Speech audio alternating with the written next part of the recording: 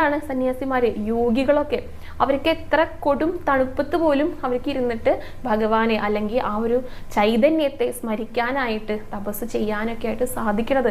അവർക്ക് വേറെ ഒരു തരത്തിലുള്ള ബോധവും ഇല്ല, പരിസര ബോധമില്ല, അല്ലെങ്കിൽ അവർക്ക് എന്താണ് അവർ ശരീരധർമ്മം നിർവഹിക്കാനായിട്ട് എന്തെങ്കിലും കഴിക്കുന്നു, അത്രേ ഉള്ളൂ, അത്രേ വേണ്ടു. പിന്നെ എല്ലാം ഭഗവാനാണ് അവർക്ക്. അപ്പൊ അങ്ങനെയുള്ളവർക്കൊന്നും ആ ഒരു ചിന്തയൊന്നും ഉണ്ടായിരിക്കില്ല. നമ്മൾ അവിടേക്കൊക്കെ വളരണമെങ്കിൽ കുറേ കാലം എടുക്കും. അപ്പോൾ ഞാൻ നേരത്തെ മുൻപ് പറഞ്ഞിരുന്നല്ലോ, ഒറ്റ നമസ്കരിച്ചാൽ മതി എന്നൊക്കെ. പക്ഷെ അവിടേക്ക് നമ്മൾ എത്തിയിട്ടില്ല. അതുകൊണ്ടാണ് കുറേ നമസ്കരിക്കൂ എന്ന് പറയുന്നത്.